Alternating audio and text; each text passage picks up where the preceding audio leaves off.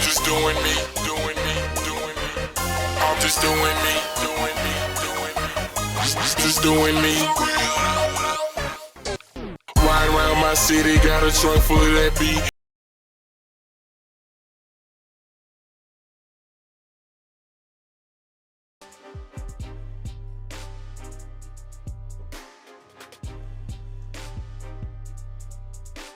Hey, what's going on, podcast people? This is your boy Big Bakes, Kev to the listeners, and today we're gonna do a little something different. This is the I'm Just Saying podcast, actually hosted by your boy Jay, but today hosted by myself because Jay is getting interviewed by me. So we're gonna tap in with Jay of the I'm Just Saying podcast right now. What's going on, Jay? What's going on, man? Man, so this is completely different than what I'm used to. So for the listeners out there, man, tell them a little bit about yourself. Your name's Jeremy J. Tell us about yourself. My name is Jeremy Johns. I was born in Birmingham, Alabama, and I've been in Georgia since I was 6. Okay, George, since you was 6, where you been at? What part I've of been it? in Clinton County, Henry County, Jonesboro, Riverdale. Okay, you went to school. So you went to school out here? I went to Jonesboro. Okay, you went to Jonesboro. All right, so tell me what makes you want to get into the media field at all? What makes you want to get into podcasting? Well, my very first initial dream was stand-up comedy. Okay. I was a big fan of Martin when I was a kid. Okay. Like, super huge. Him and Cedric the Entertainer Okay. was my favorites. Okay. So when I graduated, I tried it. Some nights it was good, a lot of nights it was bad. You know what I'm saying? I've just always been in and out of it. You know what I'm saying? And it's been one of my biggest regrets. But back in 2010, I started seeing a lot of comedians do podcasts. So I figured I'd take this route and see, where it could take me. Okay, you want to try a different lane. Yeah. Or whatnot. So, I mean, are you completely done with the stand-up comedy? Is just something that you... Nah, I ain't completely done with it, but I ain't been doing it. Okay, for right now, it's just not something that you're Yeah, pursuing. Okay. yeah. So, as far as... So, what intrigued you about doing the podcast? Because it's more conversational? It's... With podcasts, you just get more real conversations, and you can go a lot deeper with some of your favorite people that you like. You know what I'm saying? I started with it was a comedy podcast called WTF with Mark Maron. And he just interviewed a lot of comedians. That was my first podcast. And Tariq Nasheed that did Hidden Colors. Mm-hmm. He had a podcast before Hidden Colors. His, and it's another guy named Boss Mac. I used to listen to them 3 all the time. And I just, it just made me want to do it. Okay. You know what I'm saying? Yeah, so that's one thing I asked. Oh, and then too, Okay. my bad. I gotta shout out my boy Ben Jones. Okay. Back in 2010, I had an apartment over there in Poplar Springs, and I used to kick it with him all the time. And we used to just have a lot of deep conversations. And he was like, "Man, we should do a radio show." So it originally started right there before I was listening to podcasts, and I had wrote a lot of ideas down. I had never done nothing with them. You know what I'm saying? So that's another part of it too. Okay. All right, I see. So, and I do understand what you're saying. One thing about podcasts is you actually get more in depth to the person that you're interviewing. More, it's different than doing like just a straight up interview where you getting questions asked and you answering them straight up. It's more of a conversation, and you actually get to learn more about the people that you that you're fans of, whether it be music, whether they actors or authors or anything like that. So, on your platform or your podcast, from your typical guests, what could we possibly be seeing as an audience that will be different, or that will possibly even be similar to some of the people that you just speaking about? I think the difference with me is I'm trying to present different ideas in a different way outside of just talking all the time. You know what I'm saying? And the vision I have in my head, it's just gonna be dope entertainment from a different point of view. Okay. Now, one thing I will let the audience know that they might not know yet, but you will be seeing content of, is that my boy is a 90s buff. And that's one thing that's kind of, it's not necessarily odd, but it's different. You know what I mean? So, kind of I know about it, but, kind of explain to the people what your love for this certain era. You know what I'm saying? Like, as far as the music, as far as the movie. Because we done had some talks about it. So, just give kind of the people a little bit of a sneak peek of, like, your point of view, where Jay's head at, like, what Jay's a fan of. Man, with the 90s, I get them. It's like sometimes I feel like I just love it because I grew up in it. But then again, I don't, because it's just like everything just had a different feeling. And it'd be hard to describe. But everything just felt different. And I don't know if that's because I was a child or, is it something real I'm feeling? But it just don't feel the same. I mean, it was a different time back then. It could be nostalgia because I'll tell you this: like when I look at movies like House Party, you don't get that. It almost sounds corny to say you don't get that happy feeling from watching movies that's supposed to be like House Party now that you got with House Party was authentically. It felt real. Yeah, like let's have a good time type. Point. You know what I mean? It felt real, all of it. Yeah. You know what I'm saying? You was watching something, but it felt real.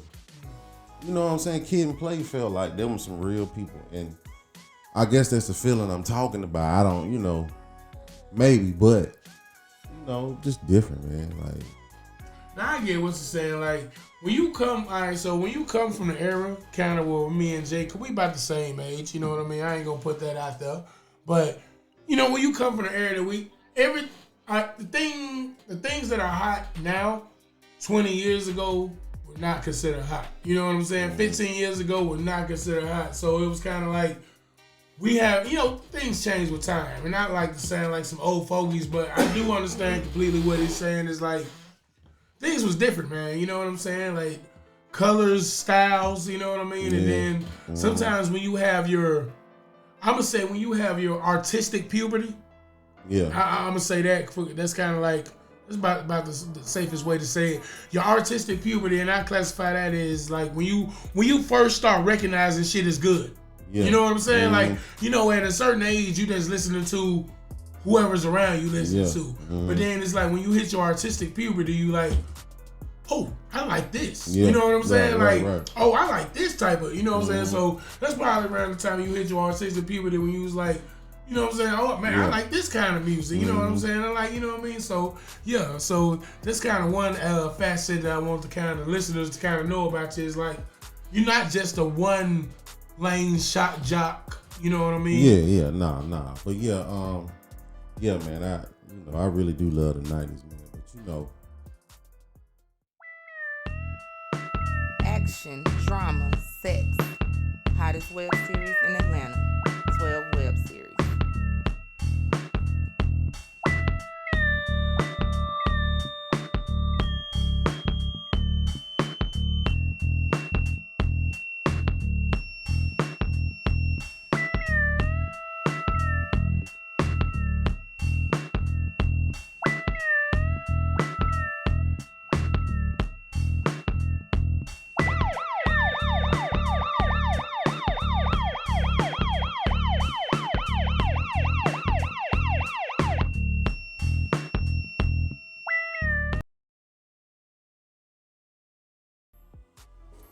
Okay, so you got your idea for the podcast. You got your name for the podcast.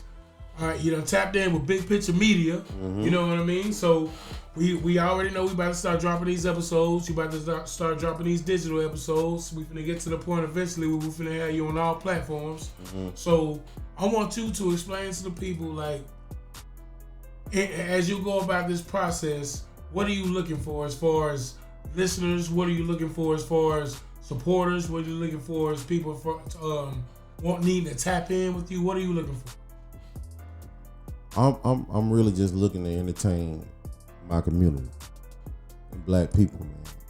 I just want to really entertain and bring some different ideas to the table. That's my main thing, man. And I want I want the black community, man. I want them to love me. I want them to love what I bring to the table. Okay, I like that. I don't think I've ever heard that been said in an interview before. I want them to love me. Like, that's authentic. You know what I mean? That's like, let's spread some of that. You know what I mean? My boy giving it. You know what I'm saying? Trying to, hey, we gonna give it back to him. So, all right. So right now we in this grind. You know what I'm saying? You starting. You know, you just getting this thing going. So, you know, I know right now. You know what I'm saying? We both working a regular job. You know what I'm saying? We both getting it out the mud. So, man, man, what's the struggle going like? How's the life? How's the family? How's the kids? Woo. I'm gonna say this. My name is Jeremy. I'm 37 years old, and I still live with my mother. You know what I'm saying? Why my nigga have to turn like that though? Hey, bro. Because, bro, that's a hard thing to admit, bro. That shit is very hard to admit. I didn't plan on saying this shit. Hey, look. You know what I'm saying? But fuck it, bro. That's what a good interview is. Nigga, you ain't saying nothing that ain't true for. So, man, look. Bruh. You there out of necessity, not out of. You there out of necessity for taking care of business, not because you a bum ass nigga. I'm not a bum. I ain't no bum. But I'm stupid. You know what I'm saying? Hey, that's my shame. It ain't the other shit. That nigga just. I ain't no bum. I made some bad choices. You know what I'm saying? I made some bad choices. And not terrible choices, but I'm too old to have made these choices. Yeah, I feel like. Hey. You know what I'm saying? You know, boy. But I mean, life is good though. It's good. I'm not complaining, but that one. But you got two strong, healthy boys. Yes, I do. You got sir. You got legacy out here. Yeah, I do, man. You know what I'm saying? Keeping my father's name going. What's children's names? My oldest son is Amir. My youngest is Denzel. Amir and Denzel. Amir and Denzel. Boy, they got some powerful names right here. Yeah, okay. Man. Yeah, I love them, man. They beautiful blessings. Okay. You know what I'm saying? All right. So besides the blessings going on in your life, you got the podcast. What's the woman situation looking like? We staying out of that? We staying focused on business, or we out here looking? I'm by myself right now, man. I'm scared. I'm afraid. Oh, you're afraid? Oh.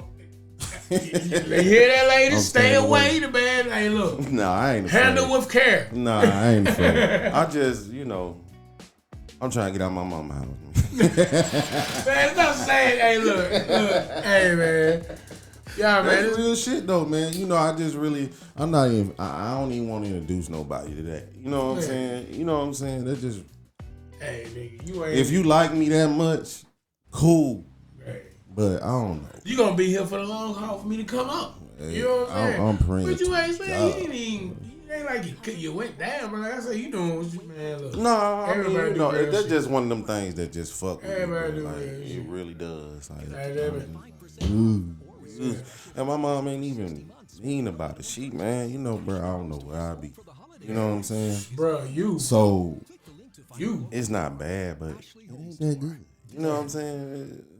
But look, man, with all this COVID thing going, everything going on with the COVID, all this stuff going on in the media with far as people of our skin tone.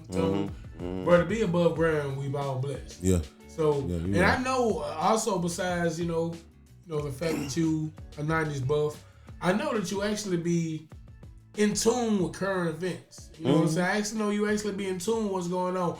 Me, even though I'm involved in media, I don't know about stuff unless my wife tells me I see it on Facebook. Right. Jeremy actually be knowing about. Man, one of the first conversations we had, this man came and looked at me. He said, "So what do you think about what Wacko said to 21 Savage?" I'm like, wait, 100. nigga, yeah. I said, nigga, I just found out about this. This nigga had a whole thing ready. I was like, this nigga done researched and everything. No, bro, I just pay attention to that shit. Yeah. So as far as the current, you be up. But how do you feel about all these verdicts we've been getting lately, man? About the rap murder? Man, no, not the rap. The verdicts. In a span of about 2.5 weeks, bro, we had a verdict that we loved. We had a verdict that we hated. You know what I mean? That the other verdict, you know, with the guy from here, what was the guy's name? Damn, I'm so sorry, I can't remember dude. Ahmaud Arbery. Ahmaud Arbery. With Ahmaud Arbery, I was very happy that, you know, they did their due diligence. Put them in jail, gave them some time. But with the other one, it's a little scary because it's like they just putting that in your face. Like, you know what I'm saying? Like, that boy, come on, man. He murdered some people. And we watched y'all rig the system for him. You know what I'm saying? Now he doing interviews talking about fuck LeBron, and they let you know how they really feel with that. You know what I'm saying? But it's through a child. Bro, a child, and then, all right, so I feel like with that particular thing, bro, that was kind of, it's weird. It's kind of broke up. If we changed a couple of things about the narrative, I think the thing would have been completely different. You know what I'm saying? Yeah. If the victims had been black, they wouldn't have been able to let that boy go. No, they wouldn't have been able to, but it's just, you know what I mean? Like, but it's just like with this, it's like this the shit that black folks be talking about. Yeah, it wasn't one of ours, but come on. Yeah, but it was one of our events.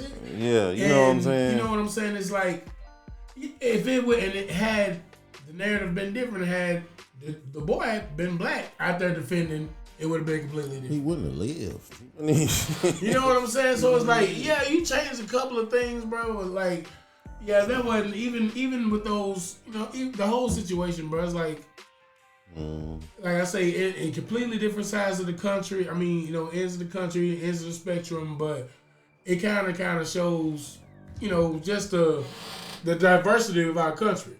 You know what I'm saying? That's why we need diverse platforms like what you're going to be bringing to the table to kind of open up different conversations. So, you know what I mean? Besides, you know, what I've already told the people about you, what's the last thing you want them to know about I'm Just Saying and the I'm Just Saying podcast?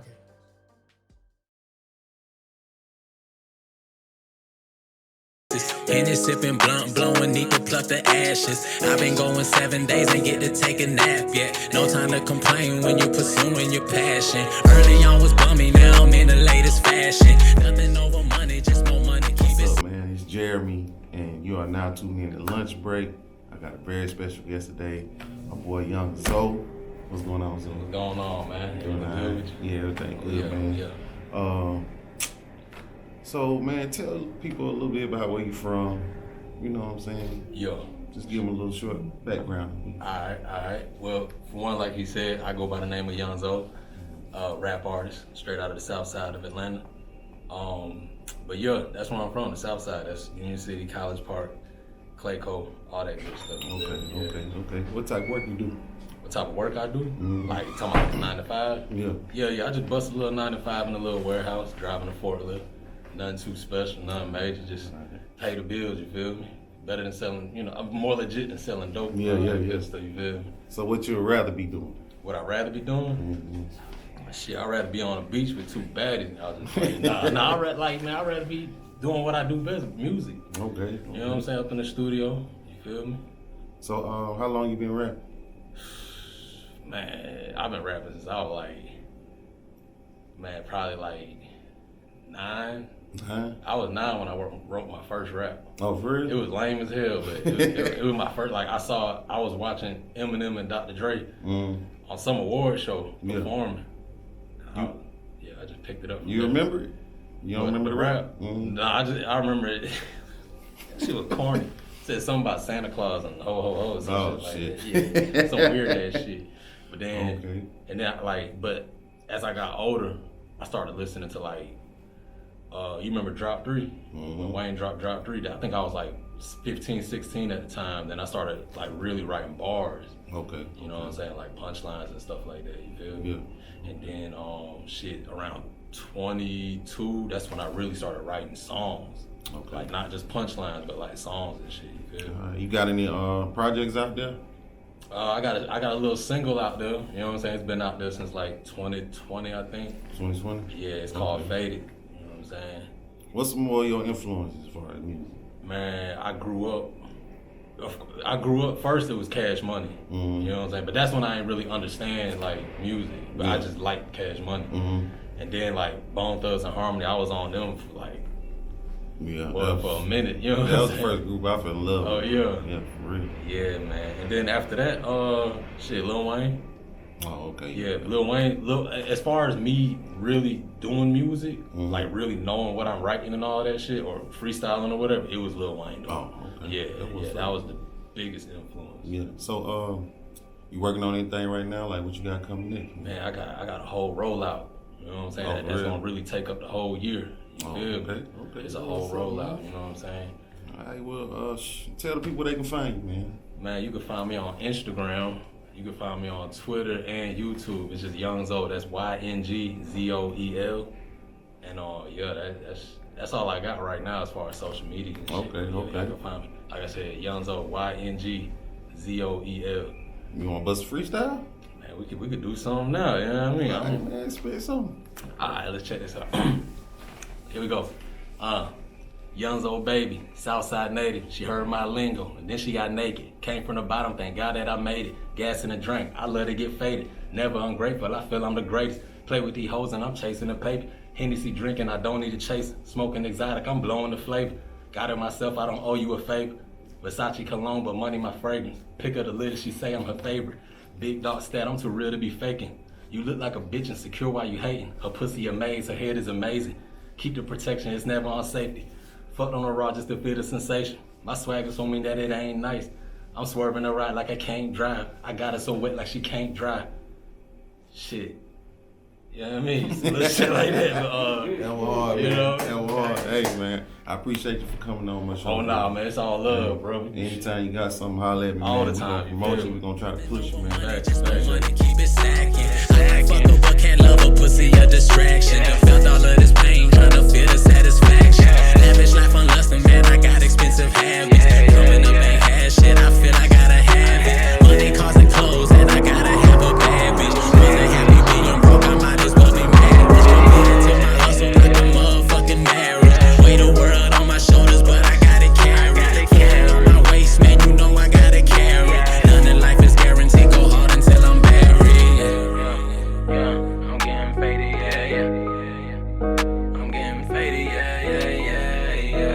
I've had the chance to talk None to of life is guaranteed, go hard until I'm explain to people myself about who I know you as a person. You had a chance to, explain to the people who you are as a person. Now, what do you want the people to take from the I'm Just Saying podcast? What I want them to take from this podcast is what I took from all my favorite shows growing up and all my favorite entertainers and music, artists. I want them to take that same feeling away, that same love, and the way you hold on to your favorite artist and your favorite movie, favorite album, comedian. I want them to have that same. That's what I want them to take away. That same feeling. Okay. Well, Jay, I appreciate you for letting me host on your show, the I'm Just Saying podcast. Y'all make sure y'all like, tune in, and subscribe. This is your boy Big Bakes standing in for Jay. This is my guest Jay standing in for the guest. Right. And this is the I'm Just Saying podcast. Y'all tune in, man. Thank you for watching.